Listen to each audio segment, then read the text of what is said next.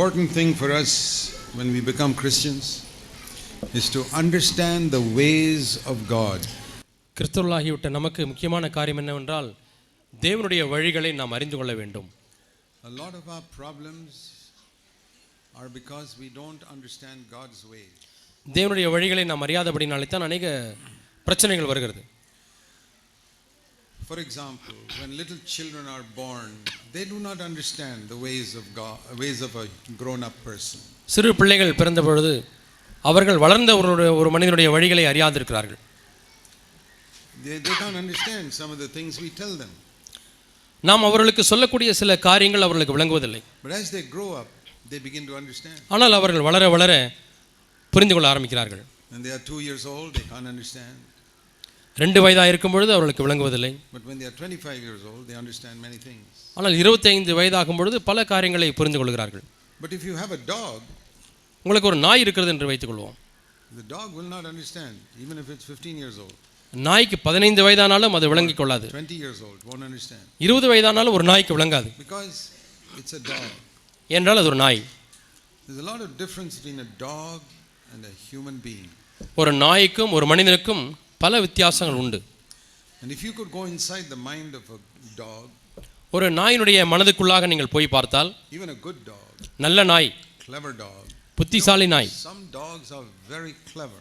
சில நாய்கள் மிகுந்த புத்திசாலியாய் இருக்கிறது. You see sometimes these policemen taking one dog with them. சில போலீஸ்காரன் நாயை தன்னோடு கூட கூட்டிச் செல்வார். Because those dogs have got such a good sense of smell, they can find out where the thief has gone from this place. துப்பறியும் நாய் அது எங்கே திருடன் போய்விட்டான் என்று அது மோப்பத்தை உணர்ந்து அது பின்னாக அப்படியே செல்கிறது, மோப்ப நாய். So their sense of smell is much better than yours and mine. ஆகவே உங்களுக்கும் எனக்கும் இருக்கக்கூடிய அந்த மோப்ப சக்தியை காட்டிலும் நாய்க்கு இருக்கக்கூடிய மோப்ப சக்தி மிகவும் அதிகம். If one thief left one of his handkerchief or cloth behind here, ஒரு திருடன் வந்து திருடி கொண்டு போகும்பொழுது அவனுடைய கர்ச்சிஃபை அல்லது ஒரு துணியை மறந்து போட்டுவிட்டு போயிட்டான். you can take it, smell it, you can't find out where he has gone. நீங்கள் அதை எடுத்து மோந்து பார்த்தால் அவன் எங்கே போய்விட்டான் என்பதை கண்டுபிடிக்க முடியாது. Give it to a dog, ஆனால் ஒரு நாய்க்கு அதை கொடுங்கள், that will go and show where he has gone. அது அப்படியே அந்த மோப்பத்தை உணர்ந்து அவன் போய் எடுத்த இடத்தை கண்டுபிடிக்கும். But even though the dog is so clever in that, இந்த விஷயத்திலே நாய் மிகவும் புத்திசாலியா இருந்தாலும் there are many things a dog can never understand. அந்த பல காரியங்களை அந்த நாய் விளங்கிக் கொள்ளாது. When a dog looks at human beings, ஒரு நாய் மனித வர்க்கத்தை பார்க்கும் பொழுது it thinks human beings are quite foolish. மனுஷர்கள் புத்தி இல்லாமல் இருக்கிறார்கள் என்று தான் அது உணரும். The dog thinks, why these human beings wear clothes? I don't wear any clothes.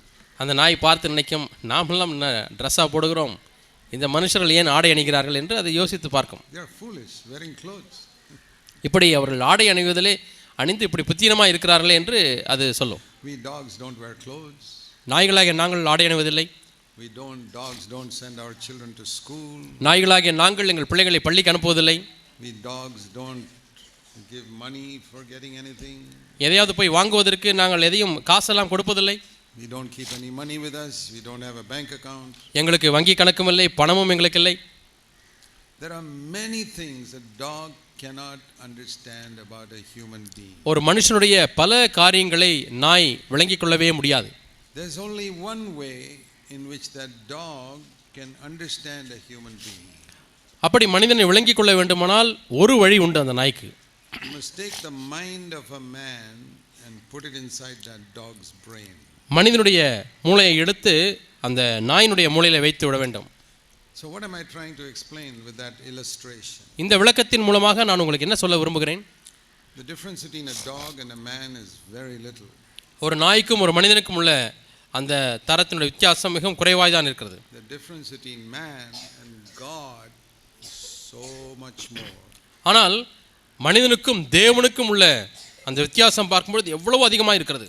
So if a dog cannot understand a man, ஆகவே ஒரு நாய் மனிதனை விளங்கிக் கொள்ள முடியவில்லை என்றால் we cannot understand God. நாமும் தேவனை அறிந்து கொள்ள முடியாது. So many things that God does. தேவன் பல காரியங்களை நமக்கு செய்கிறார். Why has he made so many poor people and so many others rich people? ஏன் அநேகரை தேவன் ஏழைகளாகவும் இன்னும் அநேகரை தேவன் பணக்காரர்களாகவும் உண்டாக்கி இருக்கிறார்? Why are so many children born with sicknesses? ஏன் வியாதியினாலே சில பிள்ளைகள் பிறக்கிறார்கள்?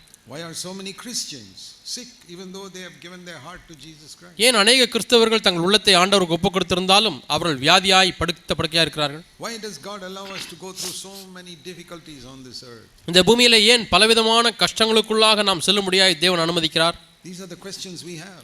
இவைகளெல்லாம் நமக்கு இருக்கக்கூடிய சில கேள்விகள். Many other questions. இன்னும் இது போன்ற பல கேள்விகள் இருக்கலாம். It's exactly like a dog has questions. Why are these human beings wearing clothes and why do they do all these things? ஏன் மனுஷர்கள் எல்லாம் ஆடை அணிகிறார்கள், ஏன் இந்த காரியங்கள் எல்லாம் செய்கிறார்கள் என்று சொல்லி ஒரு நாய் கேட்பது போல. We know the reason why we wear clothes. ஆனால் ஏன் ஆடை அணிகிறோம் என்கிற காரணம் நமக்கு தெரியும். We know the reason why we send our children to school. நம்முடைய பிள்ளைகளை ஏன் பள்ளிக்கு அனுப்புறோம் என்கிற காரணம் நமக்கு தெரியும். We know the reason why we use money and have a bank account. ஏன் நாம் பணத்தை பயன்படுத்துகிறோம், வங்கி கணக்கு இருக்கிறது என்பதை நாம் அறிந்திருக்கிறோம். But the dog can never understand. ஆனால் நாய் ஒரு காலம் விளங்கிக் கொள்ளாது. In the same way God knows the reason why he does many things in our life. அதே போல தான் நம்முடைய வாழ்க்கையிலே தேவன் பல காரியங்களை செய்கிறாரே, அதனுடைய காரணத்தை அவர் அறிந்திருக்கிறார். How shall we understand? நாம் எப்படி அதை விளங்கிக் கொள்ள முடியும்? I'll tell you. நான் சொல்கிறேன்.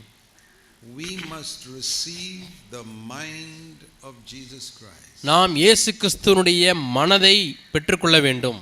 Like if the dog can get a human mind, எப்படி ஒரு நாய்க்கு மனிதனுடைய மனதை பெற்றுக்கொண்டால் எப்படி இருக்கும்? then the dog will understand that why we wear clothes, why we go to school and all that. ஏன் நாம் பள்ளிக்கு போகிறோம், ஏன் நாம் ஆடை அணிகிறோம் என்பதெல்லாம் அது விளங்கிக் கொள்ள முடியும். And if we can get the mind of Christ, கிறிஸ்துவினுடைய மனதை மட்டும் நாம் பெற்றுக்கொள்ள முடியுமானால் we can understand the reason for everything that happens in our life. நம்முடைய வாழ்க்கையில் நடக்கக்கூடிய சம்பவங்கள் ஒவ்வொன்றுக்கும் ஒரு காரணத்தை நாம் அறிந்து கொள்ள முடியும். So it is very important for us to slowly get the mind of Jesus Christ. ஆகவே கொஞ்சம் கொஞ்சமாக நாம் கிறிஸ்துவினுடைய மனதை பெற்றுக்கொள்வது முக்கியமான விஷயம். It can't happen suddenly. திடீரென நடைபெறாது. But if you open yourself to allow the Holy Spirit to come and fill you, ஆனால் பரிசுத்த ஆவியானவர் உங்களை நிரப்பும்படியாக நீங்கள் உங்களை நீங்களே திறந்து கொடுத்தால், see, God has not only given us the Bible as a gift, தேவன் ஒரு ஈவாக வேதத்தை மட்டும் நமக்கு கொடுக்கவில்லை. Another great gift he has given us is the Holy Spirit. அதோடு கூட அவர் கொடுத்திருக்கக்கூடிய மிகப்பெரிய ஈவு என்னவென்றால் பரிசுத்த ஆவியானவர். And the Holy Spirit has come to give us the mind of Christ.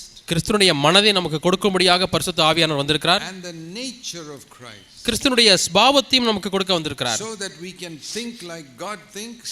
ஆகவே நாம் தேவன் எண்ணுவது போல நாம் எண்ண முடியும். And we can love people like God loves. தேவன் மக்களிடத்தில் அன்பு கூறுகிறது போலவே நாமும் அன்பு கூற முடியும். So think of these two things.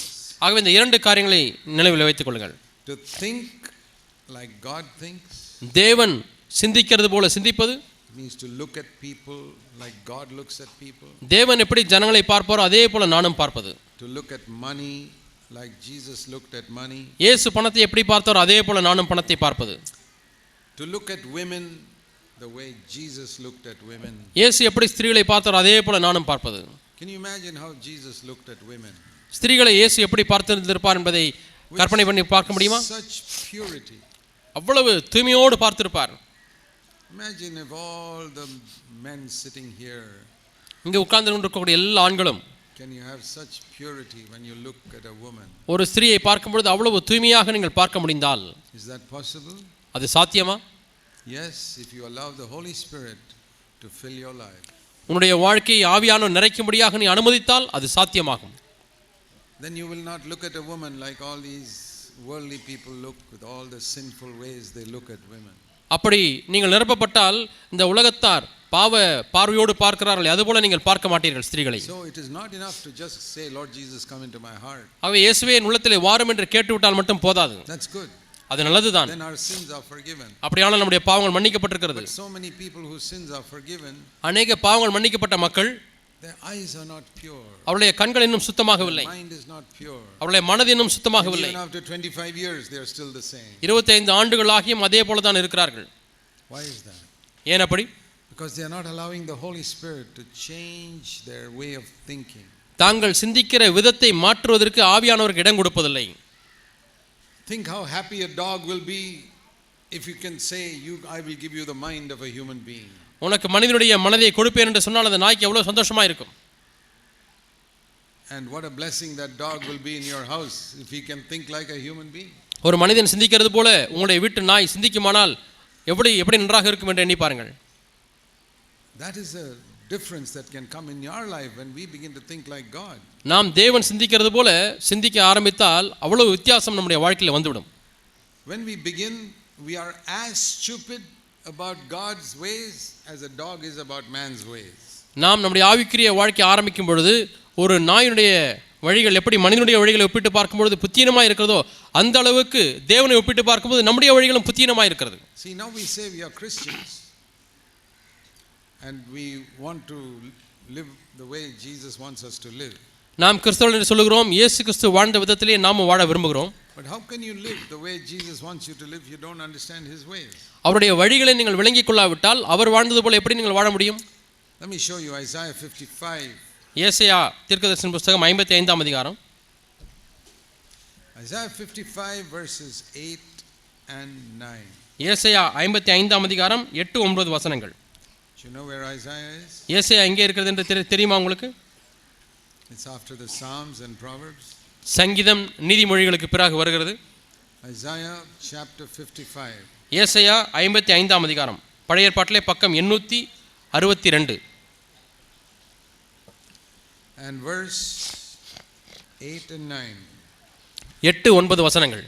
The Lord is saying to man, மனிதனை பார்த்து தேவன் சொல்கிறார், my thoughts or my way of thinking is completely different from your way of thinking. என் நினைவுகள், அதாவது நான் சிந்திக்கக்கூடிய விதம் அது உங்கள் நினைவுகளைப் போல இல்லை என்று சொல்கிறார். And the way I do things is not the way you do things. நான் காரியங்களை செய்யக்கூடிய விதமானது நீங்கள் செய்கிற விதத்தை போல இல்லை. How much is the difference, Lord? We ask him. நாம் ஆண்டவரை பார்த்து, ஆண்டவரே எங்களுக்கும் உமக்கும் இந்த விஷயத்தில் எவ்வளவு வித்தியாசம் என்று கேட்கிறோம். Just a slight difference. You do it this way, I do it that way. நீங்கள் இப்படி செய்கிறீர்கள், நான் இப்படி செய்கிறேன், கொஞ்சம் தான் வித்தியாசமா? இல்லை. He says the difference is as high, as different as heaven is from the earth. Verse 9. பூமியை பார்க்கலும் வானம் எவ்வளவு உயர்ந்திருக்கிறதோ அந்த அளவுக்காய் வித்தியாசமாக இருக்கிறது என்று 9ஆம் வசனத்திலே வாசிக்கிறோம். Do you know the difference between your way of thinking and God's way of thinking? It is heaven and earth. உங்களுக்கும் நீங்கள் சிந்திக்கிற விதத்திற்கும் தேவன் சிந்திக்கிற விதத்துக்கும் உள்ள வித்தியாசம் எவ்வளவு தெரியுமா? பூமிக்கும் வானத்துக்கும் உள்ள வித்தியாசம் போல. That is why we don't understand many things about how God deals with us. ஆகவே தான் நம்மோடு கூட தேவன் எப்படி இடைபடுகிறார் என்கிற பல காரியங்களை நாம் அறியாமல் இருக்கிறோம். We must grow in our understanding of God's ways. தேவனுடைய வழிகளை புரிந்து கொள்வதிலே நாம் வளர வேண்டும். We must grow in our understanding to look at people the way God looks at them. தேவன் மக்களை எப்படி பார்க்கிறாரோ அதே போல பார்க்கக்கூடிய ஒரு அறிவிலே வளர வேண்டும். Many things will change when we get the mind of Christ. கிறிஸ்துவினுடைய மனதை நாம் பெற்றுக்கொண்டால் பல காரியங்களிலே மாற்றங்கள் நிகழும்.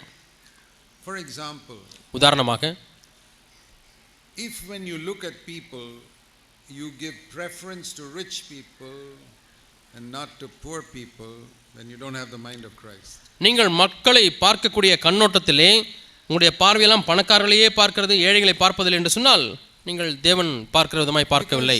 In God's eyes there is no such thing as poor or rich. தேவனுடைய கண்களிலே ஐஸ்வர்யவான் என்றும் ஏழை என்றும் இல்லை, தரித்திரன் என்றும் இல்லை. We are all children of Adam. நாம் எல்லாரும் ஆதாமின் பிள்ளைகள். He looks at us all as sinners and he has compassion for us. அவர் நம்ம எல்லாரையும் பார்க்கும்பொழுது பாவிகளாகத்தான் பார்த்து நம் மீது மனதுருக்கம் கொள்கிறார். But I have seen even among Christians, கிறிஸ்தவர்களிலே நான் பார்க்கிறது என்னவென்றால், they give preference to rich people. அவர்கள் பணக்காரர்களை பார்த்தால் அவர்களுக்கு முக்கியத்துவம் கொடுக்கிறார்கள். Or they give preference to educated people. அல்லது படித்த மக்களுக்கு முக்கியத்துவம் கொடுக்கிறார்கள். And if you do that, you are not like Jesus Christ. நீங்கள் அப்படி செய்வீர்கள் என்று சொன்னால் நீங்கள் இயேசு கிறிஸ்துவை போல இல்லை. Then you are like all the worldly people. அப்படியானால் நீங்கள் உலக மக்களை போலத்தான் இருக்கிறீர்கள்.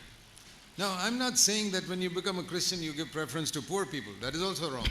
கிறிஸ்தவனாகிவிட்டால் நீங்கள் ஏழைகளுக்கு தான் முக்கியத்துவம் கொடுப்பீர்கள் என்று சொல்லவில்லை, அதுவும் தவறுதான். Jesus didn't give preference to poor people. இயேசு ஏழை மக்களுக்கு என்று முக்கியத்துவம் கொடுக்கவில்லை. Everybody was the same. எல்லாருமே அவருக்கு ஒன்றுதான். White or black, வெள்ளைக்காரனோ கருப்பனோ, poor or rich, ஏழையோ பணக்காரனோ, he had no preference. அவர் யாருக்கும் குறிப்பிட்ட முக்கியத்துவத்தை கொடுப்பதில்லை. They were the same. எல்லாம் அவருக்கு சமம். And you can say that you are becoming a little more like Christ when you look at all people in the same way.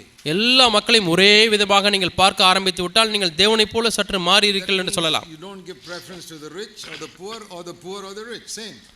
ஏழைக்கு முக்கியத்துவமோ அல்லது பணக்காரனுக்கு முக்கியத்துவமோ அல்லது எப்படி கொடுத்தாலும் எல்லாம் ஒன்றுதான். That means it doesn't make a difference to you whether somebody is educated or not educated. ஒருவர் படித்தவரா படிக்காதவரா என்பது உங்களுக்கு முக்கியமல்ல. And then there's something more difficult. இதை விட இன்னும் கஷ்டமான ஒரு காரியம். In God's eyes, there is no difference between South Indian and North Indian. தேவனுடைய பார்வையிலே தென்னிந்தியனுக்கும் வட இந்தியனுக்கும் வித்தியாசம் இல்லை. I mean, we may find it difficult to speak to people because we don't know their language. That is understandable. அவருடைய பாஷை நமக்கு தெரியாதபடினாலே அவர்களிடத்திலே பேச முடியாமல் இருக்கலாம். அது நாம் புரிந்து கொள்கிறோம். But if we have a preference for fellowship with only people in our own community, நம்முடைய சொந்த வகுப்பை அல்லது ஜாதியை சார்ந்த இடத்தில் மட்டுமே நான் ஐக்கியம் வைத்துக் கொண்டிருக்கிறேன் என்று சொன்னால் நாம் இயேசு கிறிஸ்துவை போல மாறவில்லை. If Jesus Christ were living in one of the villages in Tamil Nadu, தமிழ்நாட்டிலே ஒரு கிராமத்தில் இயேசு கிறிஸ்து வாழ்ந்து கொண்டிருப்பாரேயானால், you think he will practice the caste system of high caste and low caste? மேல் ஜாதி கீழ் ஜாதி என்றதான ஜாதி அடிப்படையை அவர் பின்பற்றி இருப்பாரா? Not at all. இல்லவே இல்லை. In God's eyes there is no caste system. தேவனுடைய கண்களிலே சமுதாய ஜாதி அடிப்படை இல்லை. There is no Tamil and Telugu and Malayali and Hindi and Marathi and all. No. இவன் தமிழன், இவன் மலையாள ஆள், இவர் இந்திக்காரன், மராத்திக்காரன் என்ற வித்தியாசம் இல்லை. No difference. வித்தியாசமே இல்லை. That is how it must be in the church. இப்படித்தான் சபையிலே இருக்க வேண்டும். That we don't make a difference because of human differences. மனுஷிக வித்தியாசத்தை நாம் வித்தியாசமாக கருதக்கூடாது. And everything we like, we want our mind to think like God thinks. ஆகவே ஒவ்வொரு விஷயத்திலேயும் தேவன் எப்படி சிந்திப்பார் என்ற விதத்திலே நாம் சிந்திக்க கற்றுக்கொள்ள வேண்டும். Happen in one day or one year. இது ஒரு நாளிலேயோ அல்லது ஒரு ஆண்டிலேயோ நடந்து விடாது. Just like going to school.